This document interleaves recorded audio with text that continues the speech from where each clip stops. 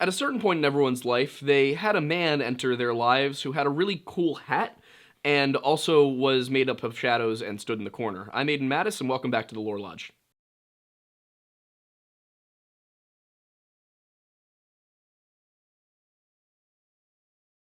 One of the most common stories that I have heard about paranormal experiences is, in fact, not ghosts, it's not demonic infestations, it's shadow people, this strange phenomena that occurs to most people when they're children, but seemingly a bit before some sort of tragic event happens, people will begin seeing a tall, shadowy figure, often wearing a hat and a trench coat, appear in their room, in their hallway, somewhere inside of their home. And before we get into the explanation for that, I just want to ask everybody, if you like what we're doing here at the Lore Lodge, please hit subscribe, like this video, slap that notification bell, and if you really, really love us and you want to buy Aiden a new butt at the Plastic Surgeon, not that he needs one, just subscribe to the Patreon. It'll be nice.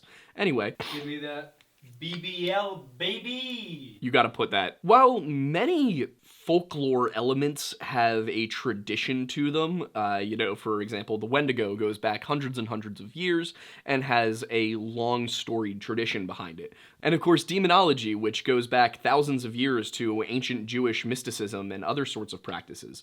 There's a long list of different varieties, resources, and written documents. But shadow people are something different. This seems to be something that is simply experienced and has not been studied in any real scientific manner. Now, of course, there are scientific explanations, and we'll get into that.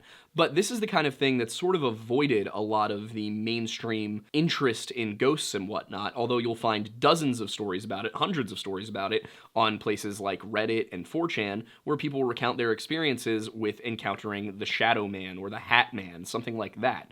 Now, for me, I had experience with this when I was a child as well. It was, something that just I remember happening, and I never really thought much of it. But when I was a young man, in fact, when I was a young boy, about 6 years old, I began seeing a shadowy figure out of the corner of my vision, and often it would be indoors, and it appeared to me as a tall man with a hat. Of course, pure black, just shadowy and misty, just looked like almost something out of a video game. But it would appear just in the corner of the room, I would see it, I would glance back at it, and it would be gone.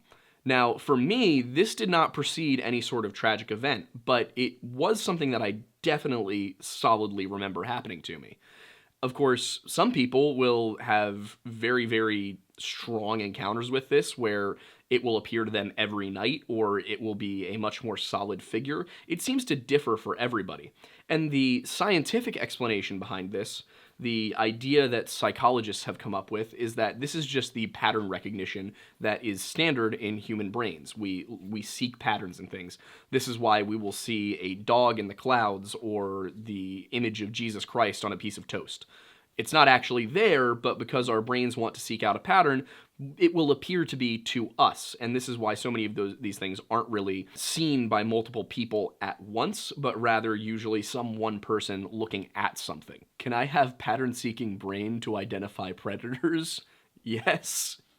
Uses it to make up shadow people. But speaking of pattern recognition, let's talk about some things that kind of don't make sense with the simple psychological explanation of you see shadows and your brain constructs an image of something it would recognize. Almost everyone I've ever talked to about this has seen a man with a hat. We don't usually see people with hats. The default human form, if you will, does not include a top hat or a fedora or a cowboy hat. And yet everyone I've spoken to who has experienced this phenomenon has reported that, yes, they had a hat, and often they will have a trench coat. There doesn't seem to be anything particularly sinister about the hat. It's just that it's there. And the other thing that is consistently reported is that they will see eyes. Most commonly, the eyes are red. I've also had people report blue and yellow eyes. This is probably the subject about which we've received the most emails. And by the way, if you have a story that you would like to share with us, send it to loremaster@lorelodge.com and we will get to it at some point.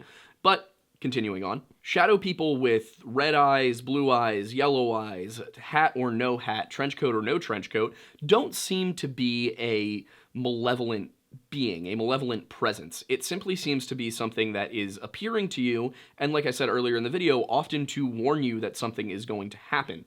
People will report seeing these, and then a couple months later there's a car accident, or a family member dies.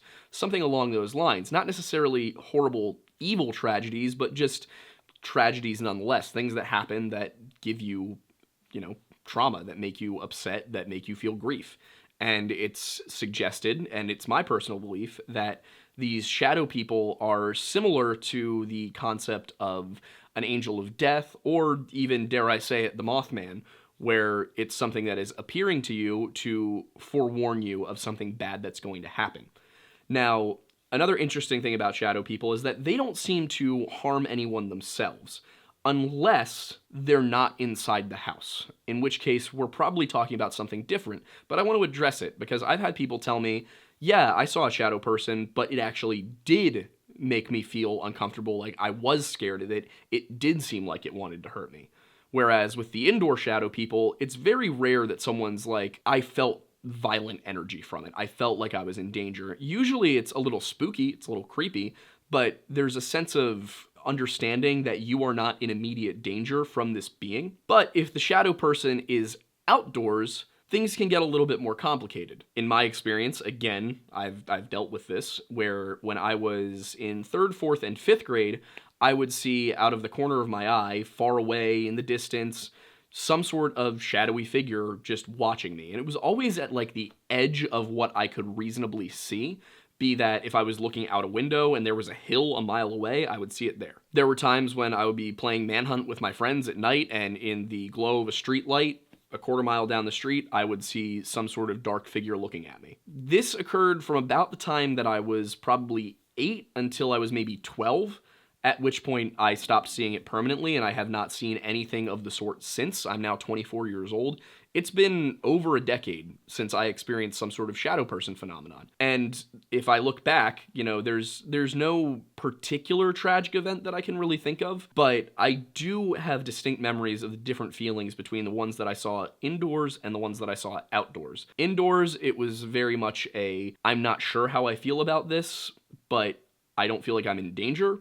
Outdoors, it was very much a feeling of existential dread, of me being terrified, and I don't know what to make of that information, because ostensibly I'm looking at the same thing just in 2 different locations. One's indoors and one is outdoors. Why is the indoor one not scaring me, but the outdoor one is? Well, in a lot of folklore, there is the concept that things that are malevolent cannot enter your home without your permission. Vampires, for example, skinwalkers, even demons in many cases are not supposed to be able to enter a home without first receiving some sort of permission. Now, they can trick you, but they have to at least be invited in some manner. So, if you see a shadow person indoors, it either was let in or it's not malevolent. If you see one outdoors, that could be anything and you could possibly be in danger. And speaking of dangerous shadow people, the Ghislaine Maxwell trial happened recently. And despite there not being a single client on the list, she was convicted of child trafficking. And apparently we as a nation and a world, because let's be realistic, Prince Andrew is implicated in this, all just decided that was okay. So thanks, justice system. You're the real shadow people here. This one was a little bit difficult for me to do because unlike pretty much everything else that we've talked about on this channel, there isn't any documentary evidence of these. This is not something that people sat and recorded specific instances of hundreds of years back. This is something that often got lumped into other categories like ghosts, spirits, or demons because people didn't really think to differentiate them. But in the age of the internet, where we've been able to share stories far more easily than ever before, people have started to come to the understanding that this seems to be a separate sort of entity from a ghost or a demon or even internet stories like the Rake. This is something separate. This is something that many, many people experience. And yes, of course. And of course, there is the complete possibility that this is the sole result of our pattern-seeking cognition and that is it. There is nothing more to it. But I find it intriguing enough to ask the question, why do people seem to see these things? Why do they always seem to precede tragic events? And why do people get a different sense of unease from the outdoor one versus the indoor one? I think it's a very good question, and I would love to hear your shadow people stories. So if you have any, make sure to drop them in the comments, smash the like button, hit that subscribe button, and ring the notification bell. And, that's, again, if you want to help Aiden with his BBL, then donate to the Patreon. I'm Aiden Madison. Thanks for stopping by the Lore Lodge.